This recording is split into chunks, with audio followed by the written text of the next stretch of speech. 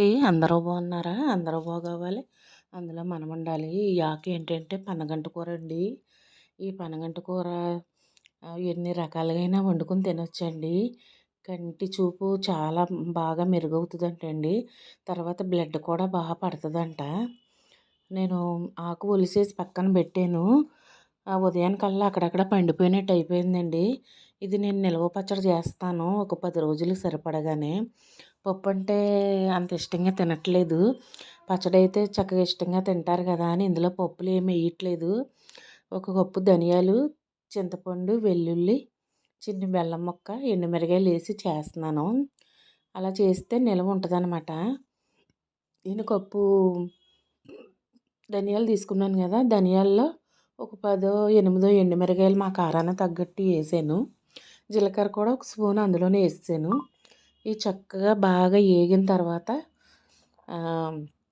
మనం మిక్సీ జార్లోకి తీసేసుకుందాం. తర్వాత మనం ఆకు వేసి వేపాలి కదా. ఇవి చక్కగా ముందు ఎండుమిరగాయలు తీసేస్తున్నానండి. ఎండుమిరగాయలు తొందరగా మాడిపోతాయి కదా, అందుకు ఎండుమిరగాయలు వేగిపోయినాయి అని ముందు ఎండుమిరగాయలు తీసి తర్వాత ధనియాలు, జీలకర్ర తీసేస్తాను. ఈ ఆకుకూరలండి ఎన్ని రకాలుగా తినగలిగితే అన్ని రకాలుగా తీసుకోవడానికే ప్రయత్నించండి. ఈ ఆకుకూర ఏంటండి బ్లడ్ కూడా చాలా బాగా పడుతుందంట. ఈ పనగంటి కూర అనేది చక్కగా ఇలాగా బయట పండించింది కాకుండా మీకు ఎక్కడైనా పొలం గొట్ల మీద గట్ట ఎక్కడైనా దొరికితే తెచ్చి చేసుకోండి. చాలా మంచిది అది. దానికైతే మందు పిండి ఏమి వేయం.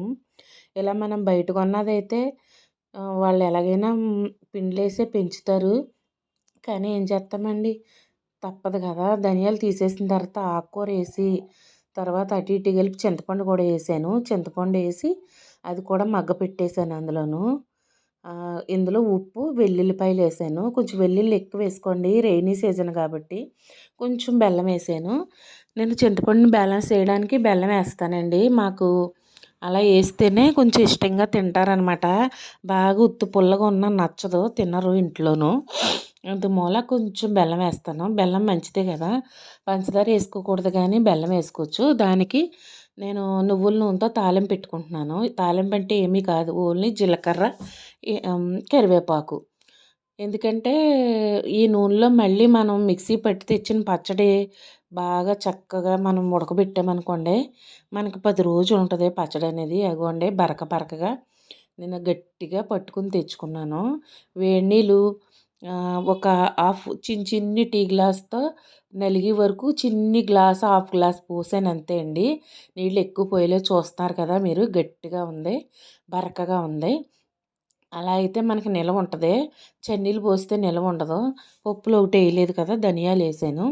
చక్కగా ఈ నువ్వుల నూనెలో నేను ఇది ఎలాగ ఒక 5 నిమిషాలు ఉడకబెట్టేసాను అనుకోండి, ఈ పచ్చడి అనేది నాకు 10 రోజులు, వారం రోజులు వస్తుంది. రోజు ఫస్ట్ ముద్దలు వేసుకుని తింటే చాలా మంచిదండి. ఆకలి కూడా బాగా పుడుతుంది. మీకు ఎనీ టైం ఆకుకూరలు ఏమైనా సరే ఇంట్లో వాళ్ళు పప్పులో తినలేదు, లేదు కూర కింద తినలేదు, ఇలా చట్నీ చేయండి.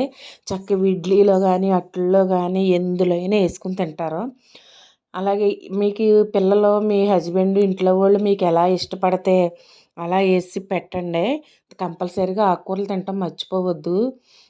నేనైతే మా వాళ్ళు పప్పు అంత ఇష్టపడరండి, అందుకే ఇలా చట్నీ చేశాను. ఇదైతే కొంచెం ఇష్టంగానే తింటారు. ఇడ్లీ, దోశలు ఇలాంటివి వేస్తాం కదా దాంట్లోనూ, రైస్లోను.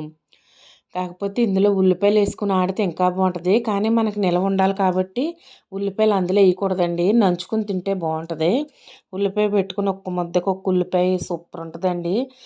మీ కనుక మా ఛానల్ నచ్చినట్టయితే ఛానల్లోకి వెళ్ళి వీడియోస్ చూసి మంచిగా ఉన్నాయి, బాగున్నాయని మీకు అనిపిస్తే లైక్ చేయడం, సబ్స్క్రైబ్ చేయడం అస్సలు మర్చిపోవద్దు. Bye friends.